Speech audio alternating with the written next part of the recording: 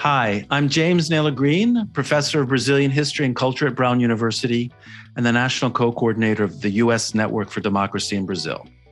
And this is Brazil Unfiltered. Vamos fuzilar a petralhada aqui do Acre. Every week, Brazil Unfiltered brings you an analysis of the political, social, economic, and cultural situation in Brazil. Today, we're going to answer the question, who exactly is Jair Bolsonaro? Now, if you follow international news, you will know that soon after he was elected president of Brazil in October 2018, international journalists dubbed him the Trump of the tropics because his policies and personalities seem so similar to those of Donald Trump. Both have built their base of support through appealing to right-wing nationalist sentiments in their countries.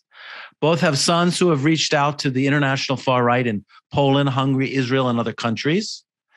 Both defend dramatically expanding citizens' access to firearms. In fact, Bolsonaro uses this symbol as one of the main symbols of his administration.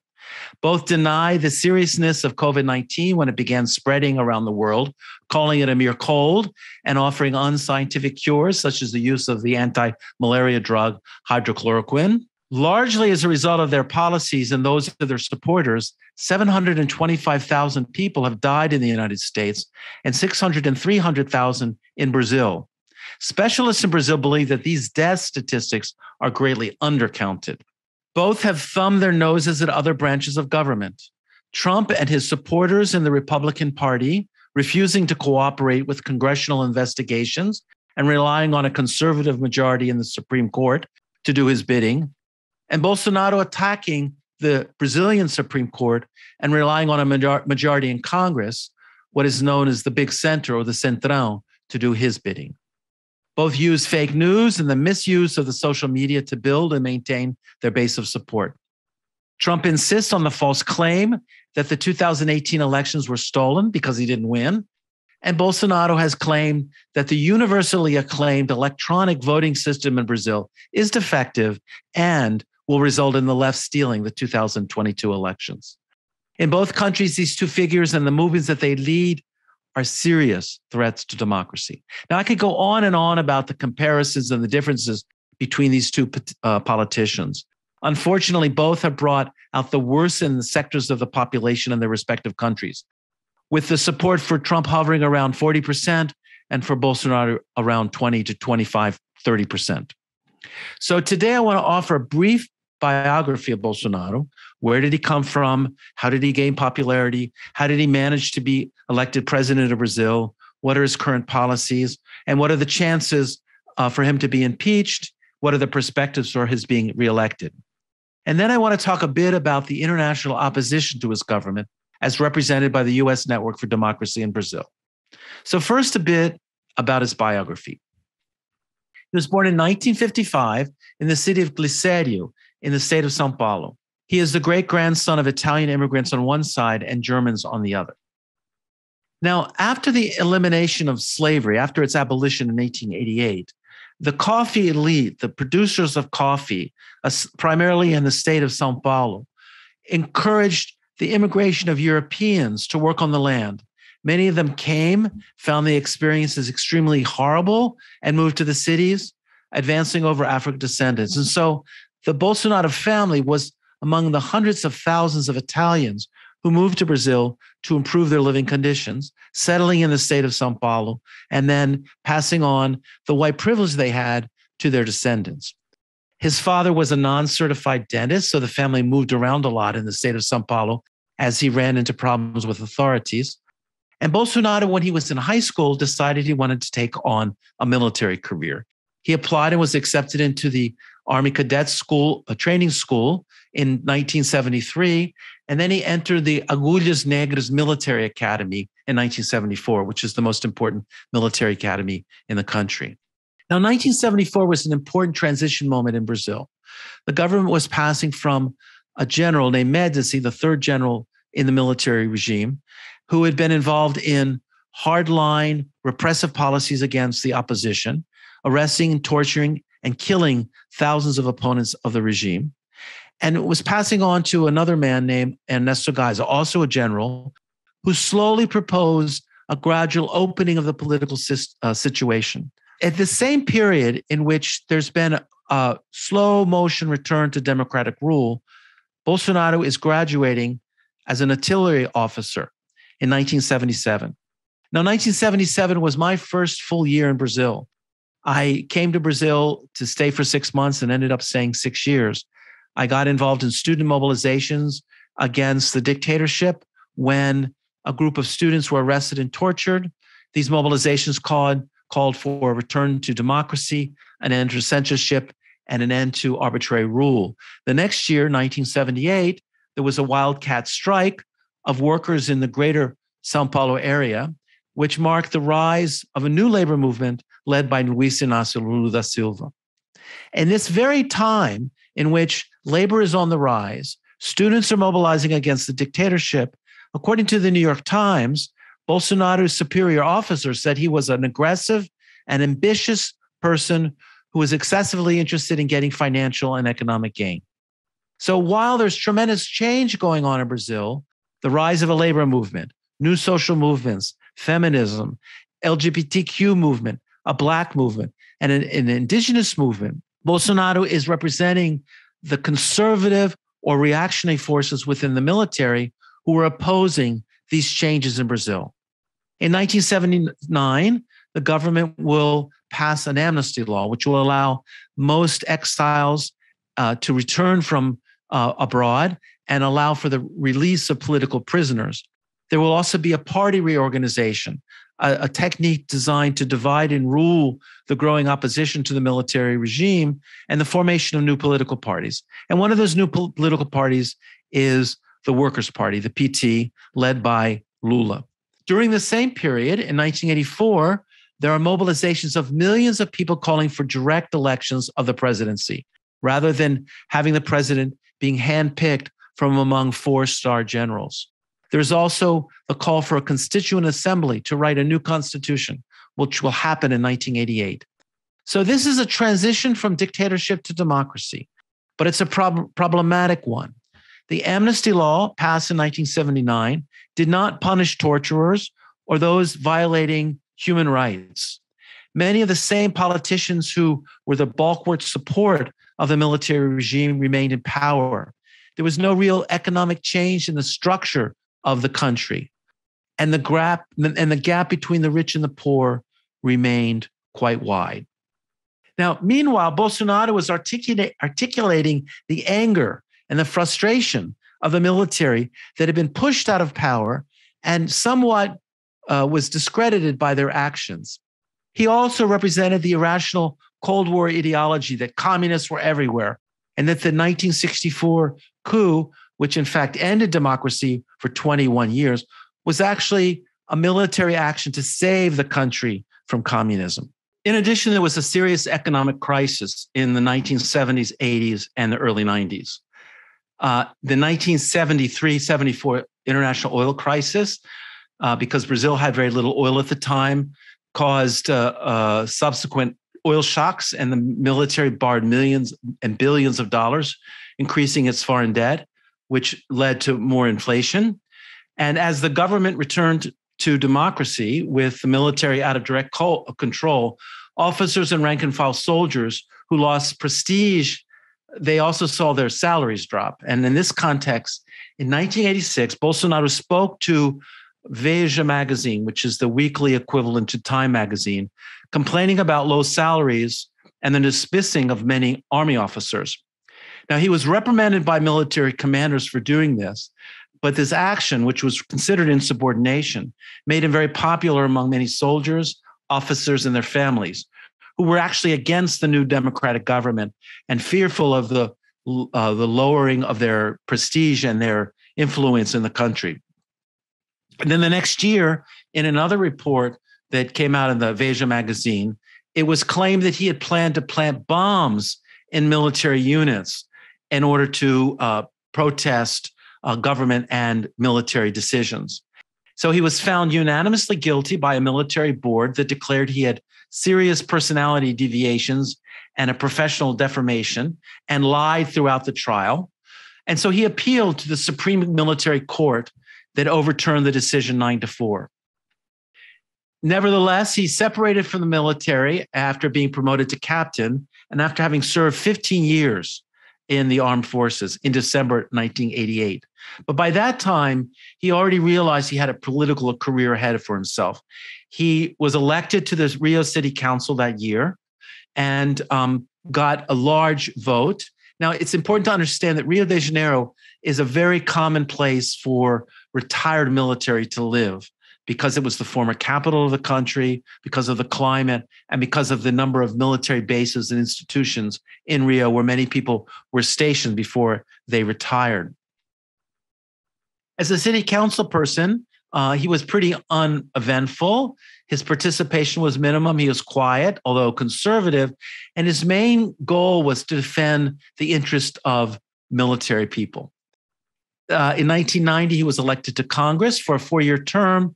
And he has been in Congress for 29 years before he was elected president. Now, keep in mind that in 1989, the year before he was elected to Congress, Brazil had its first democratic presidential election since 1960. And in this election, Lula ran against a governor named Fernando de Mello, who was elected on an anti-corruption platform and then impeached in 1992. Bolsonaro served 7 terms, increasing his base of support. And although he presented 171 bills while in Congress, only 2 of them became laws. Among the proposed laws that were not passed was one, for example, calling on people to applaud after singing the national anthem, or prohibiting foreign terms in the names of commercial establishments, or overturning the demarcation of the Yanomami indigenous territories in the Amazon. He became a member of the Christian Democratic Party and then the Social Christian Party. And then in 2018, he ran for president on the Social Liberal Party's ticket. And this was a party that reflected kind of neoliberal economic policies and freedom and liberty for its members. And as Bolsonaro became involved in the party and gained weight, it moved to the right, and the more liberal or libertarian elements of the party left. Like Trump, he used radical statements to polarize and get attention. For example, I'm going to give a few examples of that. In 1999, he said, quote, "During the dictatorship, they should have shot 30,000 corrupt people, starting with President Fernando Cardoso, which would have been a great gain for the nation." And this was stated on TV. And in April 2016, during the impeachment vote of Dilma Rousseff in the Congress, he stated, "I'm giving my vote, quote, for the memory of Colonel Carlos Alberto Brilhante Ustra, the terror of Rousseff. My vote is yes." Basically, what he was doing in this vote is paying tribute to a known torturer and defending the institution of torture as part of government policy. He also defended the military regime by referring to it as the Revolution of 1964, which was the term that the military had used to explain what it had done that year by taking over power. In June of 2016, he declared that the dictator's mistake was to torture, but not to kill. And in February 2017, when talking about religion, he stated, "God above all, this history of a secular state doesn't exist, no. The state is Christian, and those who are against it can leave. The minority must bow to the majority." So in other words, no notion of freedom of religion, diversities of religion. In 2011, in response to Preta Gil, the daughter of the famous singer Gilberto Gil, who was appointed Minister of the Culture under Lula in 2011, he was asked how he would react if one of his sons fell in love with a Black woman. His response, "Preta, I'm not going to talk about promiscuity with anyone. I won't run that risk because my sons were brought up very well and they haven't lived in environments such as, unfortunately, yours."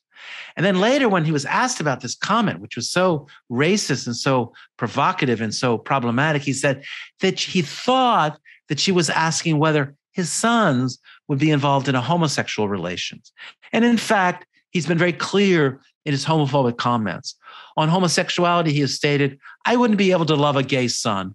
I wouldn't be a hypocrite. I'd prefer a son to die in an accident than appear with a mustache. In other words, another man. In December 2014, when asked to explain why he had stated to a female Workers' Party congressional representative, quote, "I wouldn't rape you. You don't deserve it," he explained that he didn't mean that.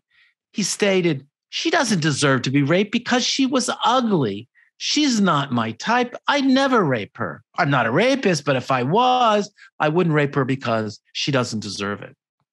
So in the 2018 elections, Dilma had been impeached. She was replaced by the vice president, Michel Temer, who left office with 6% popularity. Lula had been convicted for alleged fraud and was not allowed to be a candidate. And Bolsonaro announced his candidacy in joining the Social Liberal Party, as I mentioned, which moved to the right and lost its liberal support.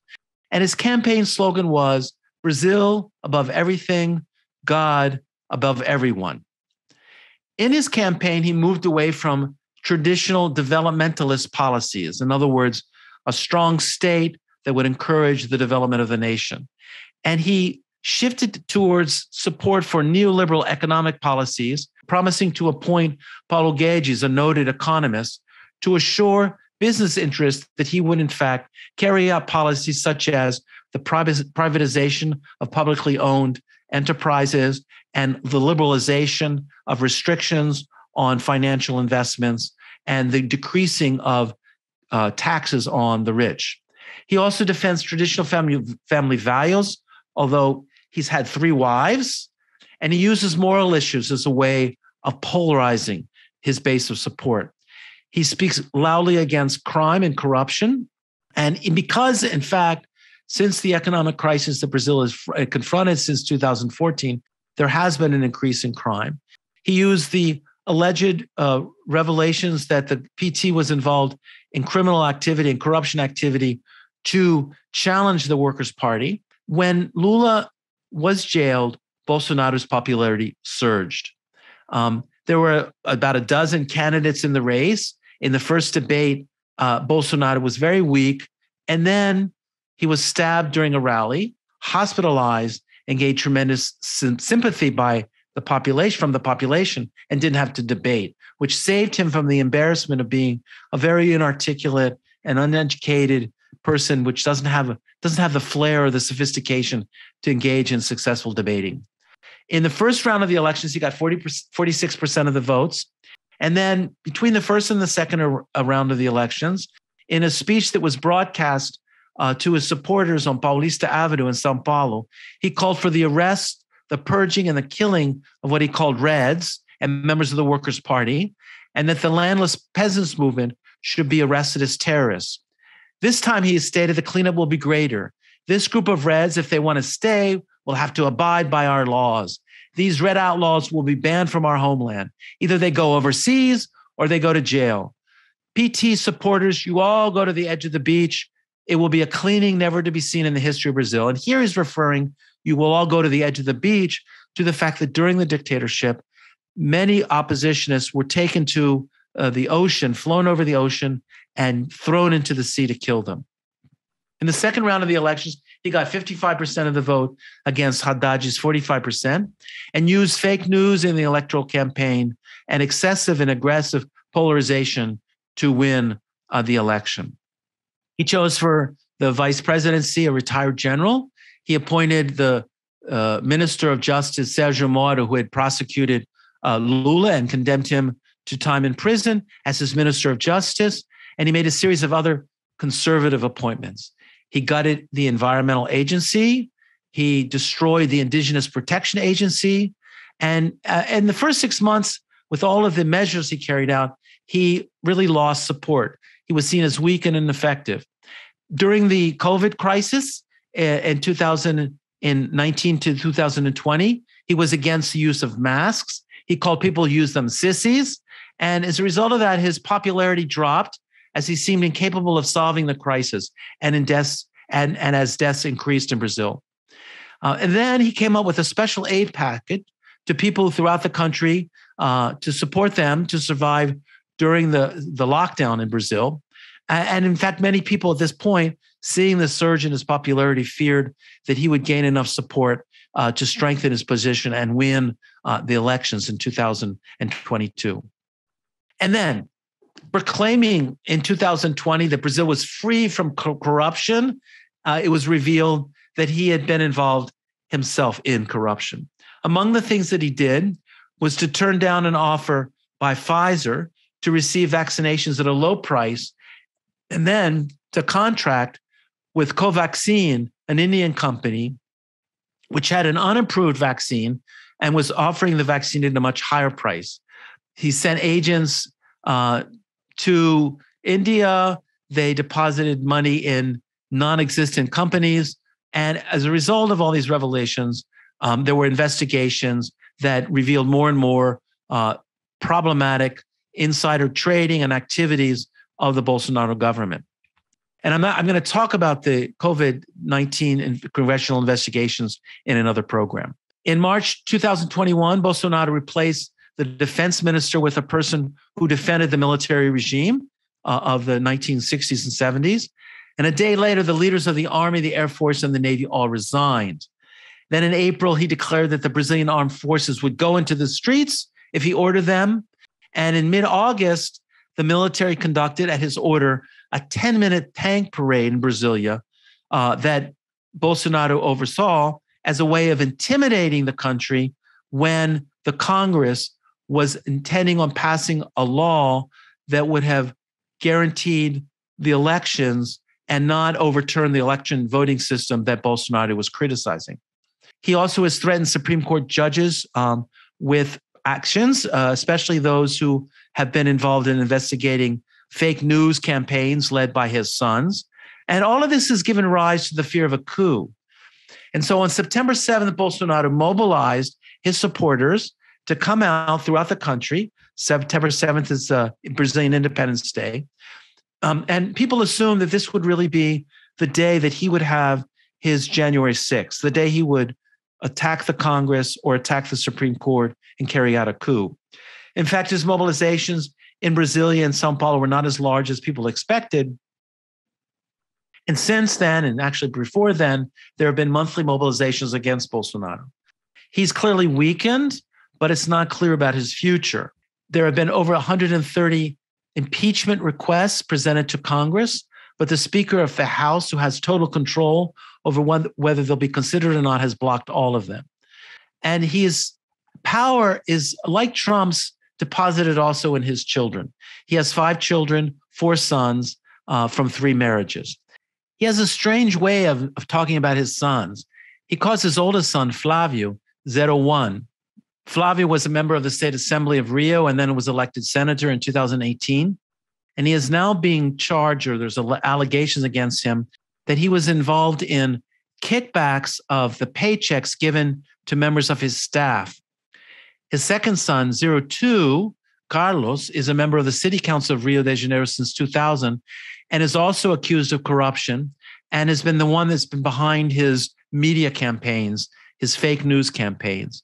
03, his son Eduardo, is a congressman from Sao Paulo who supports the carrying of arms and is also under investigation by the Congressional Investigation of Fake News with his brother Carlos. Now, Eduardo has been the one who has built the international relations of the Bolsonaro family, dealing with Steve Bannon and other international far-right figures, including participating in events in the United States and being in Washington, D.C. on January 5th, the day before the invasion of the Capitol. He has a 4th son, Renan, who is involved in influence peddling and has been charged with money laundering. Regarding his foreign policy, Bolsonaro has been aligned with Trump, Netanyahu in Israel, and authoritarian figures throughout the world. He has a horrible policy on the environment, on the demarcation of lands for the indigenous, on LGBTQ issues, on the defense of Black people against violence of the police and the military. The economy is out of control with 10% inflation. His poll numbers have dropped. And in the current polling, he would lose to Lula in the elections. So there has been significant opposition to his rule in Brazil. as his popularity has plummeted. Now let's look at the international opposition to Bolsonaro. And here I'm only going to speak today about the international opposition in the United States, although there's significant opposition in Europe and in other parts of the world.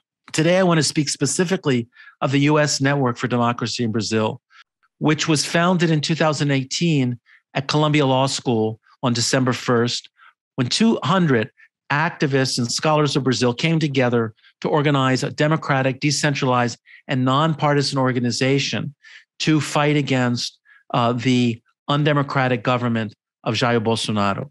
Currently, the network has 1,500 members in 230 colleges and universities in 45 states. Network also opened in 2020 the Washington, Brazil office, which is involved in advocating for Brazil with a progressive agenda in Washington, D.C. The network has mobilized against Bolsonaro in many different ways, such as when he was given the honor of the Man of the Year by the U.S. Brazil Chamber of Commerce, and protests were organized in New York City, mobilizing opposition to his receiving this award. And in fact, at the end of the day, he decided to not visit New York and went instead to receive the award in Texas. Recently, when Bolsonaro went to New York to speak at the United Nations, there were protests organized by different groups in New York against his presence in the city. And because he refuses to take a vaccination, because he's a vaccination denier, he wasn't able even to enter a restaurant in New York, which requires proof of vaccination, and had to eat pizza with an entourage in the street. So what is the future of Bolsonaro? Basically, it's unlikely that he's going to be impeached because he still retains support from a majority in the Congress. However, that could change if mobilizations increase against him. There is an attempt to offer an alternative candidate, the third way, between Bolsonaro and Lula. And so far, none of the candidates that have been mentioned or are being proposed or being articulated have managed to get much traction. But as we've learned so far, and we'll continue to learn, anything can happen in Brazil. Well, that's all for now. Thanks for listening. Let me know if you have any comments or questions. I'll try to answer all of them. Tell your friends about the program, and see you in a week for more of Brazil Unfiltered. You can follow me on Instagram at James Naylor Green. You can find me on YouTube. Please subscribe to the program. And if you want to send me your feedback through Instagram or Twitter, I'll try to answer all of the comments. Ciao.